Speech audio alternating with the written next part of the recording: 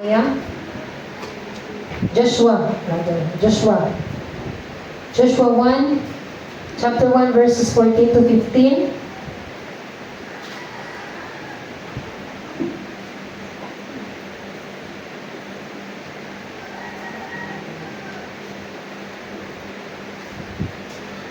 Joshua 1, verses 14 to 15.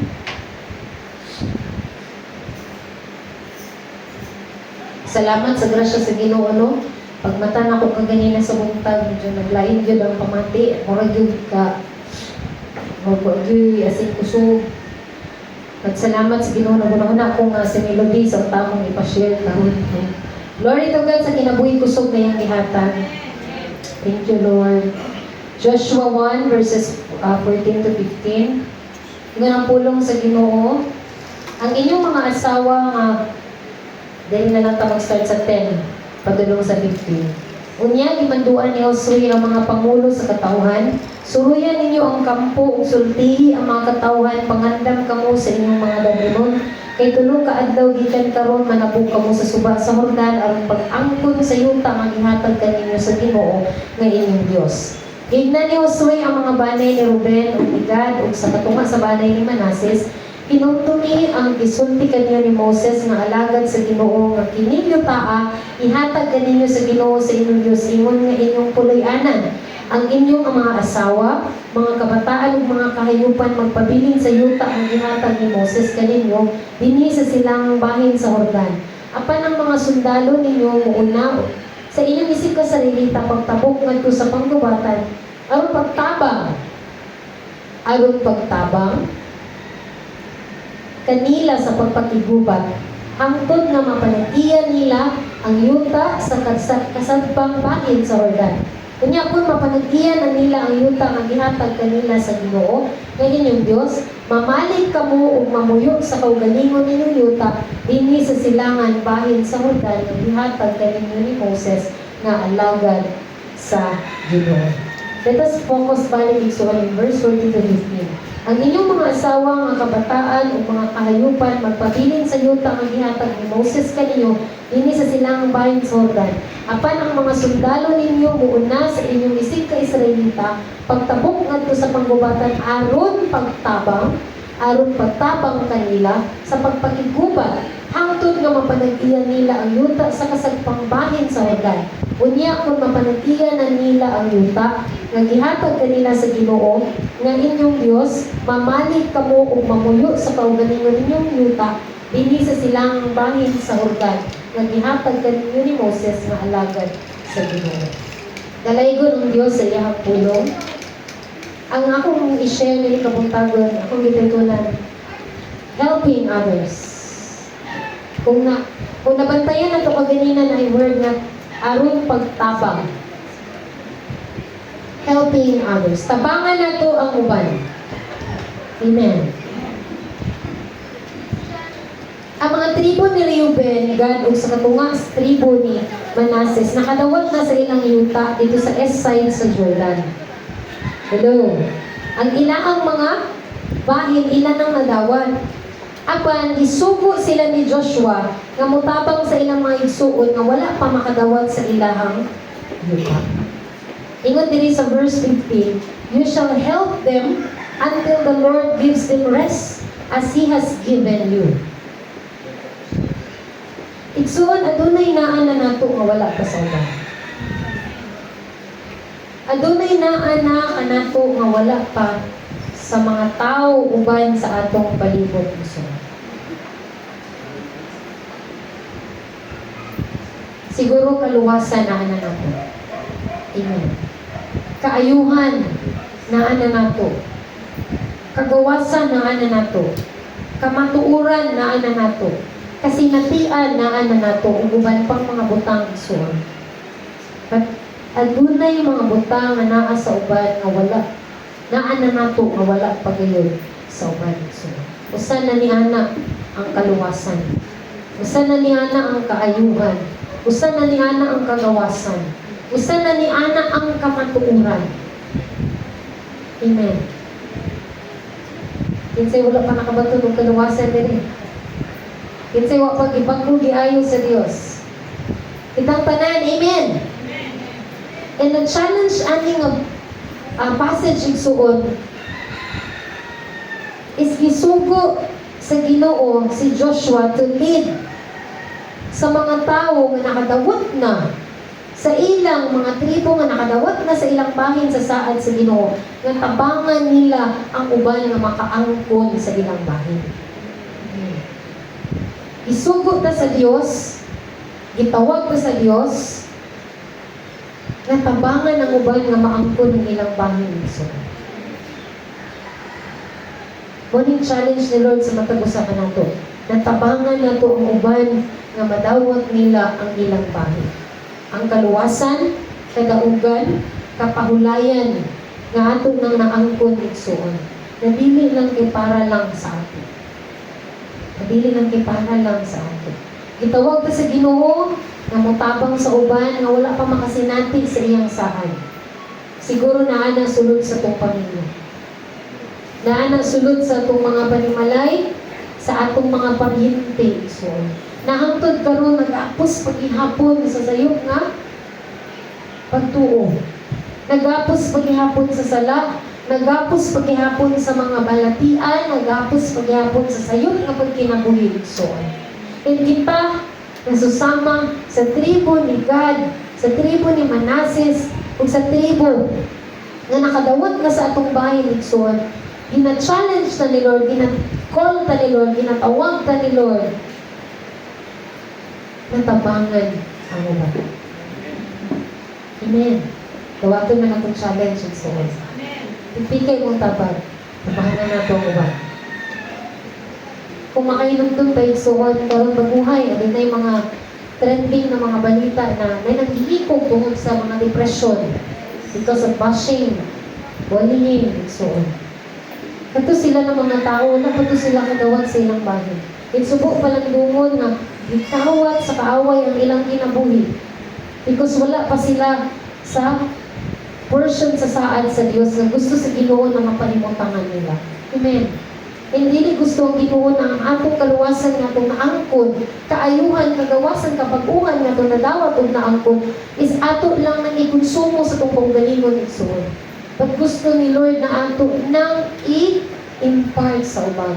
Nakato wala pa makadawat sa kaluwasan, kaayuhan, kagawasan, kamatuuran, makabaton pinaagi sa tugtabang igsoon. Amen. Adunay challenge ang Dios sa matag usapan nato. Tulo ka panawagan sa matag Kristohanon nga nakadawat na sa saad sa Dios. Again, tanan na ba nakadawat sa kaluwasan? Tanan na ba? Amen. Amen. Nasinati na ba natong kabaguhan sa itong kinabuhi? Nasayod na ba ta sa itong natuuran? Nasayod na ba ta o naayon na ba ta sa itong mga balatian spiritually? Amen. Kana tanan igsuon, dili lang para nato, but para sa tanan. Again, ingon ng Matthew, di ba?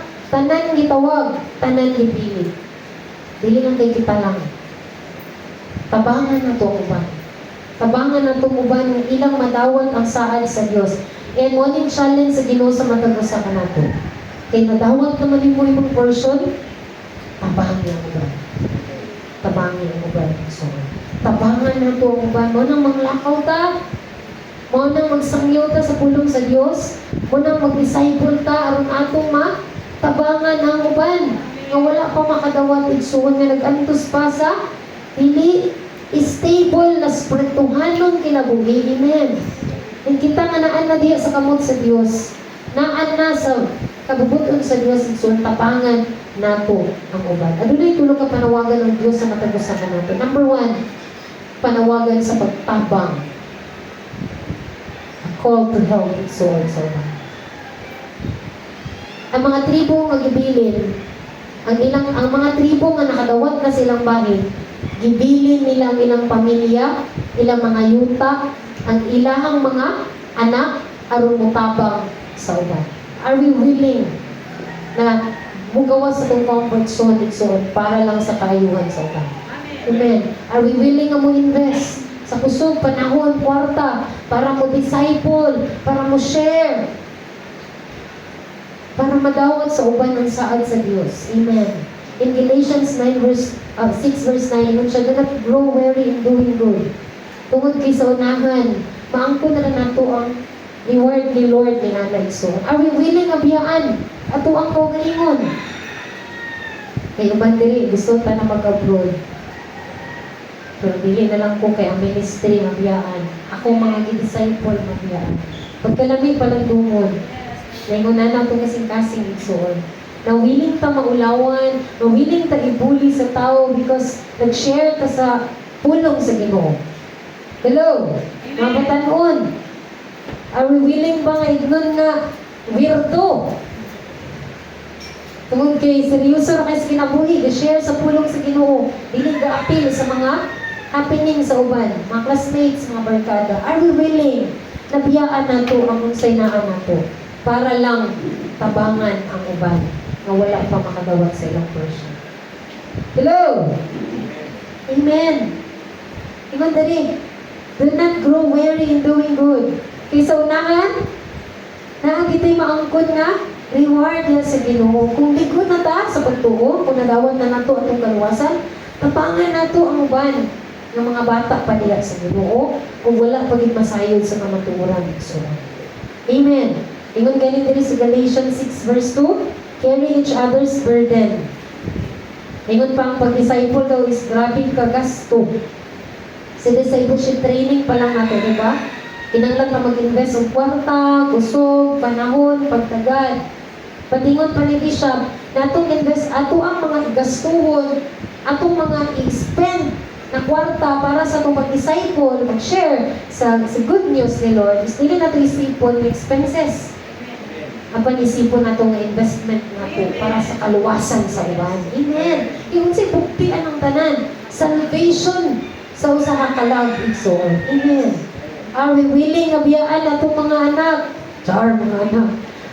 Biyaan ang imong pamilya. Biyaan ang mga butang anaan mo para lang tabangan ang uban. Amen. Again, ang atong kaluwasan is not for our own consumption, but para sa kaayuhan sa uban. Para po sa kaluwasan sa uban.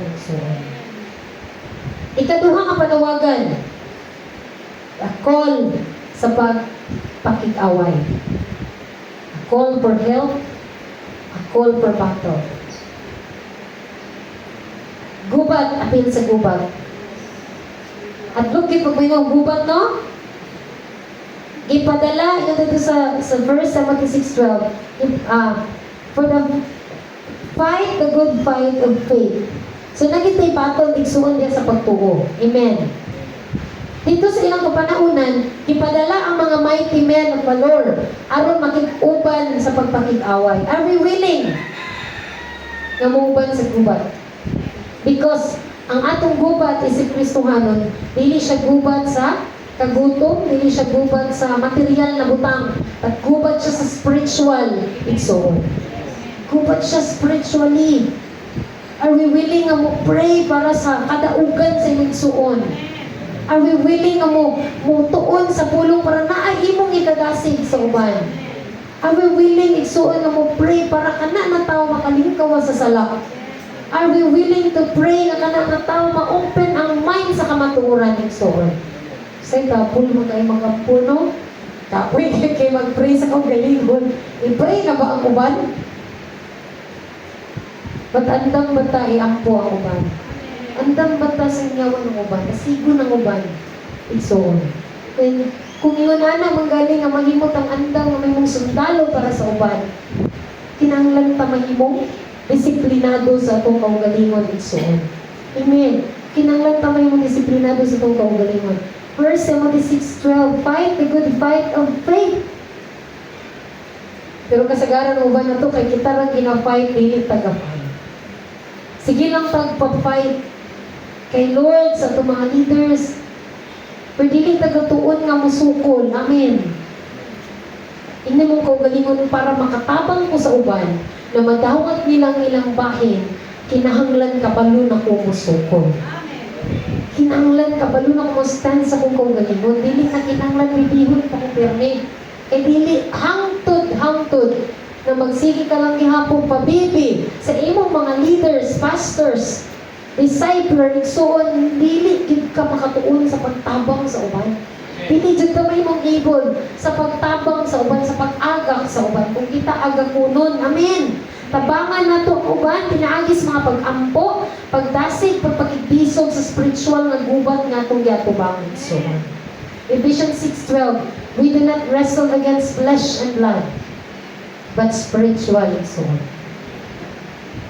Dili ni gubat sa physical lang, but gubat ni sa spiritual. Kaya kinanglan mo ampok yun ka. Kung unsay nakita nato, kung unsay nadungog nato, mo ampok tayo suon. Andam ta nga mutabang sa uban niya sa mga pag-ampok. Suuto nato ang atong armor kay soldier man ta sa Ginoo. Amen. Basin ba yaw? Nagukasukas na kadira. Spiritually. Naglakaw-lakaw bitaw, nagbahag na dito. Siya na kay kapurma physically. Pero spiritually, huwag na ibang salibag ng pagtuo, ang kamatuuran, ang Holy Spirit, asa na ng lumpot. Hindi nag-break na dito. Nagpati-pati, nagbra-bra na dito diya. Spiritually, i-check na to. Impact ba ang atong armor? Nasulo ba na ito igsoon? Para anytime na tawagon ta, call for help para sa uban, andam ta mo dagan na sangkap ta igsoon. Simudagan ta. Katuloy kong may balita nga buhay kay sa na naglinog na ibakot kalit ang break ni dagan ng kalsada. Kasi hindi nga na tayo igsoon kung nanay battle spiritual. At igsoon, gikuan. Na nito, nagtampunas gikuan. Atong i-pray. Kasi tayo wata nakaridi. Igsoon. Atong andamon itong kaugalingon. Iisip ng mga soldier ni Christ. Nagitawag ta sa pagtabang o pagpakit-away para sa uban. Andam ta. Amen. Amen. Magtapad. Andamon na itong kaugalingon para sa uban. Kung atong tawato ni nga challenge, pwede rin dili. Pwede rin tangat. Wala mo. Naluwas naman ko. But remember, isugo ta sa Diyos. Isugo ta sa Diyos. Muatubang ta sa Diyos. Kamusta akong isugo ni mo? A call for help. A call to fight. Nagunsa man ka. Murag ka itong polis. Bitaw nga. Na ay nagtulis ang polis kaya nagsikita dito sa ilalong. Nagtago dito sa kabinet. Imbis ang polis mag-una. Ang polis ay tago sa kabinet. Hello? Pwede rin kayo na din tamangin mabog sa uban. Si Lord naging bahala sa katapusan. Saan mo siya pagpanubag? Igsoon, ang atong kaluwasan is dili lang para sa ato, but para po sa uban. Do you think naluwas ka kung wala po'y nag-obey? Diyan nila. Diyan kay Lord para nila. Do you think naluwas ka kung wala po'y nag-ampo para nila? Do you think na naluwas na naata karon nga generation na kailas Ginoo na relasyon sa Ginoo, nakabenepisyo sa kaluwasan nga gihatag sa Ginoo? Kung wa pay mga kanunuan nato nga nag-ampo para nato. Ingon ko nga melody, naakata karon kung wala pa sa atong mga apuhan kay ang among mga gikan sa among mga kalululuan puro mga pastor, puro tanan mga alagad sa Ginoo. Tingnan kita naman minimo dani Lord, nalimot ta nga naglinya ang atong kaliwatan. Nakoy agaw nga na dito sa diri sa duka o nga kaedad ri gyapon ni Melody o magwang pa ni Melody. Nagantol gyapon sa church. Ano ni Lord, grabe gid kaayo. Igsuon ayo sayanga ang imong generation karon. Ingon pa in discipleship, atong i-preserve ang next generation na makaila sila sa Ginoo. Kay masayang lang ang imong pagpaningkamot karon, imong pagtuo karon, kung sa umaabot na generation, dili gapon sila mutuo, mahinadlungkod ug mga lagad sa Ginoo. Make sure na sa imong nga generation karon na akay matanong, na ay imong matabangan nga maluwas, makalingkawas, makabalo sa kamatuoran aron sa umaabot nga panahon na pag-ihapoy Kristohanon. Amen. Amen. Imong generation karon ayo sayanga, imong panahon, imong kagawasan ayo sayanga igsuon. Because daghan sa Bible kaniadto nga panahon nga ang ilang mga kanunuan nagsugod nga matinud-anon diya sa Ginoo. Pero sa next na generation, dautan. Dautan ang misunod. Hindi ito gusto may tabo na sa ato. Ito ni Miguel dito, mga wala na taani nga kalibutan. Na kung dili ta mag-disciple sa mga igsuon, mga agaw, mga parinte, kinsa may musunod sa pagtuon nato sa Ginoo. Sa sunod nga kapanahon na nagsuon. Wala gihapoy kahimuan. Again, balik tayo igsuon. Are we willing nga mutabang? Are we willing na mo-fight para sa uban? Para maangkon sa uban ang ilang kaluwasan, ang ilang kagawasan, ang kamatuuran, ang kapag-uhan nga nasinati na igsuon. Kasi mo, ingon na lang naman yung tag, mo ba, naghikog do siya, naghikog do siya Christian. Kasi mo, inanak ng denta, no? Parang safety kita ba? Kira ta kay, safe naman ta. Kung ikay sila igsuon, kana bito may gagaw, kana bito magsuon kay hindi lagi na siya kuan mo, lagi lagi na siya sa ako. Say proud pa kita. But are we willing na tabangan sila? Para maluwas, mabag-o, makadawat sa mga panalangin nga gi-prepare sa Dios, mga benepisyo nga atong nasinati sa kaluwasan igsuon nga atong naangkon karon. Amen. Again, andam bata nga makik-away para sa uban, para sa kaluwasan sa uban igsuon. Ikatulo, tuluran ni siya kapanawagan. A call to help, a call to fight, and number 3 igsuon, a call for unity. A call for unity igsuon. Nag-uban sila tanan, nag-usa. Walay naglahi-lahi sa ila. Ilang ginoo na, dili sa tamamahulay. Dili sa nato i-possess ang isaad ni Lord sa ato, hangtod nga dili madawat sa uban ang ilang bahin. Dili sila itugutan nga mopahulay hangtod nga ang tanan makadawat sa iyang yuta. Kuning gisugo ni Joshua sa ilaha. Ayaw nang sagit mo balik hangtod nga dili pa ninyo ni matabangan nga maangkon nila ang ilahang bahin. It's in Romans 12:15, rejoice with those who rejoice, mourn with those who mourn. Andang mata makig-usa.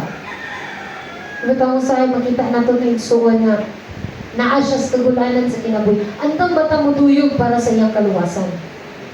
To andang baka magpakakabus para sa imong kabus nga igsuon. Or subo palandungon nga naay mga Christians karon igsuon na imbis nga ilahang extend ang grace sa ilang mga igsuon, ila na himuong libakon og panlilian. Naingon ba namin na, gay, magiging na siyang ulo. Christian naman na siya. Pero kuan gyapon, diba, libakon na hinuon, tamayon na hinuon. Na moabot sa punto na dili na gininuon ganan magpakita sa church o makikuban sa ministry, sa fellowship ang may sunod kay gagakondem naman. At a call for unity, kana bitaw bisag naa na ka ng level sa imong pagtuo.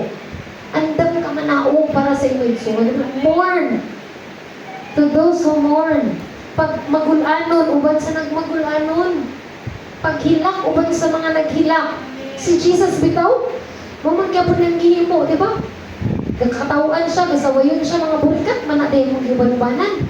Ano, nagtampo mga dara. Because iyang giubos or iyang i-down yung level nga anak siya sa labing halangdon na Diyos para lang sa kaluwasan sa tanan. Ingon pa ni Bishop, i-extend na to ang grace ng gihatag ni Lord sa ito. Kaya gigrasyahan kapunta, igsuon. Naayo ba mga tao na dili na ginan mo join? Remember ko ng mga reunion, ng mga batch party. Kasi dili na mo, ayan, mga pili, mag-inom, mag-inom na sila.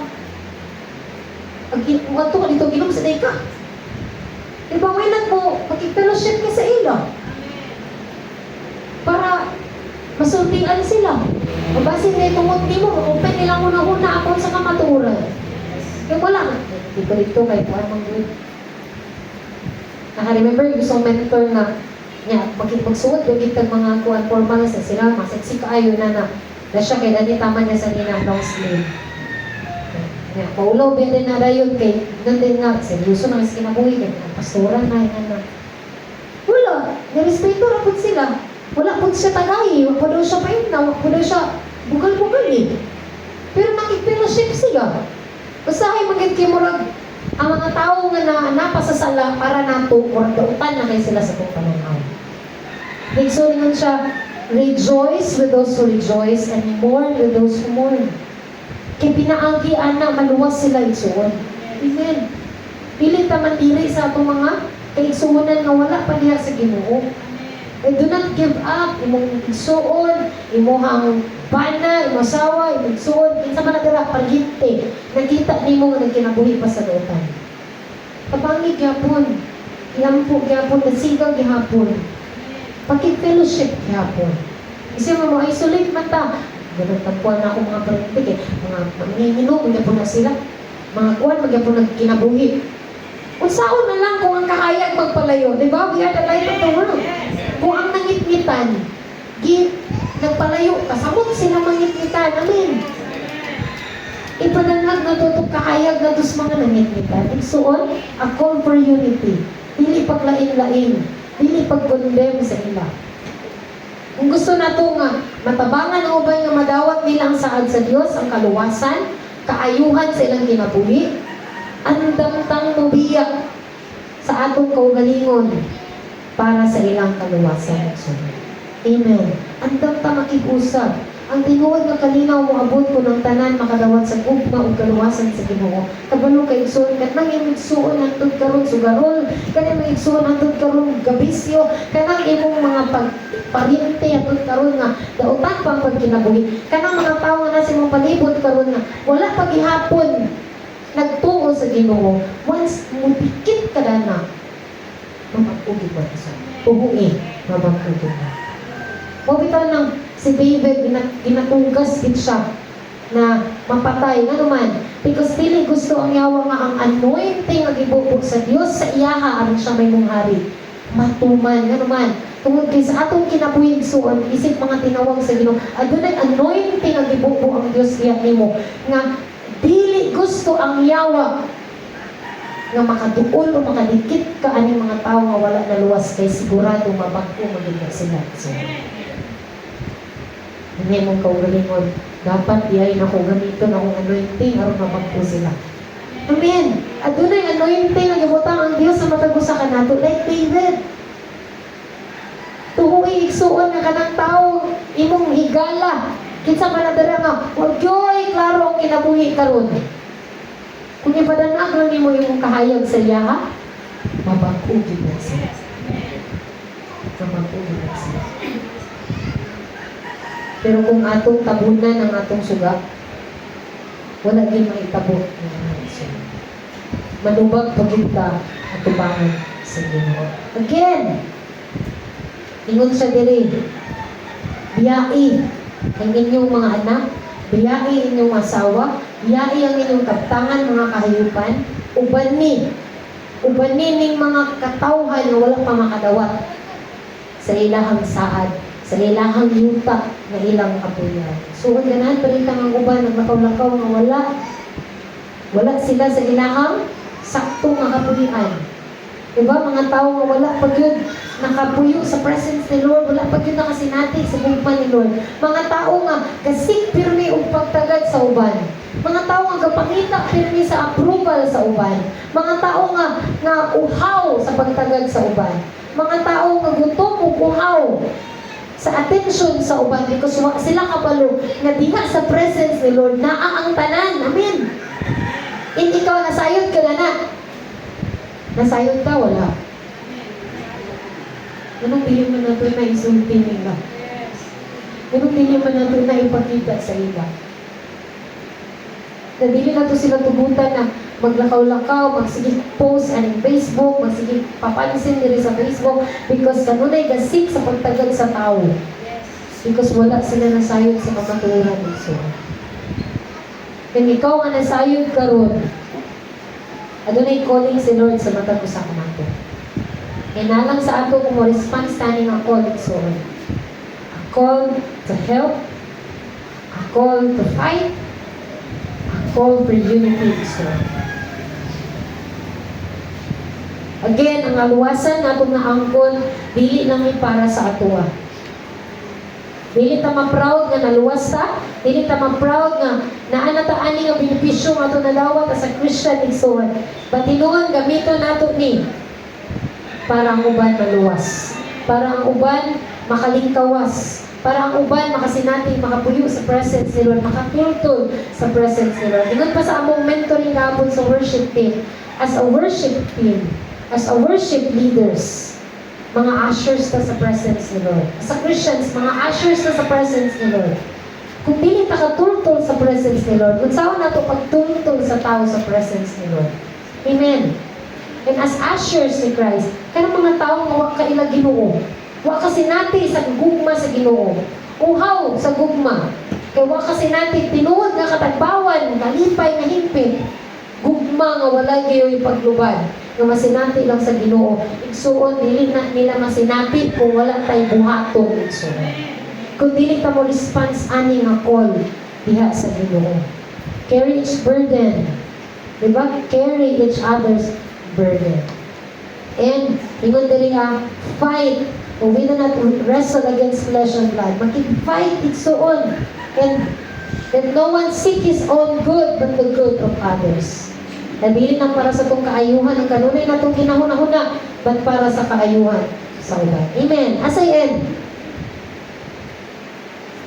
kinsa kang nakita nimo sulod sa imong pamilya, parginte, mga tao sa palibot, kauban sa trabaho, classmate, sigala, na angay nimong tabangan, ayaw naglangana. So, ayaw naglangana. I encourage you igsuon, response sa call mo nun. Response sa call mo nun. Muna itong Great Commission, diba, panglakaw ka mo. Panglakaw ka mo. Isangyaw ang kaluwasan. Amen. Hinahala lang sa ato kung ma-response sa igsoon. Ang imong kalampusan may mong dalan sa uban. Ang imong pagtabang may mong hinungdan sa kaluwasan sa uban. Usahay, ipaunat ta para kita mo yung sa uban. Amen. Ipaunat ta aning kaluwasan. We are blessed nga nag-unat ta. Nga napilian ta. Nag-unat ta sa pagsinati sa presensya sa Ginoo aron kita kabalo na sa paghiya sa uban. Paingon sa Ginoo. So, Romans 10:15, how beautiful are the feet of those who bring good news. Pagkalindot daw lang tawon sa mga tiil nga nang lakaw aron sa pagsangyaw sa pulong sa Ginoo. So, nasa end, dili ko mapahulay kung wala pa ka diha sa Ginoo. Hinay mo kong galingon, dili ko mapahulay. Kaingon pa nga, kinabuhing Kristohanon daw, dili kalinaw. Gubat. Amen. Ang kinabuhing Kristohanon, dili siya kalipay o kalinaw. Gubat siya igsuon because ang uban wala pa diha sa Ginoo. Dili ko mapahulay hangtod wala pa ka diha sa Ginoo. Amen. May this church mahimong mga katawhan nga naglihok, nagapanlihok, nagalakaw, nagatrabaho, nakig-away para sa uban na wala pa diha sa Ginoo. So, kapagpakan ng tayo sa tubuhin na Diyos. I hope this verse is so encourage na matagusakan natin to live our calling, more response sa call ni Lord, a call to help, a call to fight, a call for unity, isuon, para sa kaluwasan sa tanan. Atong ipiyong atong mga taliya sa mga pag-ampo. Father, in the name of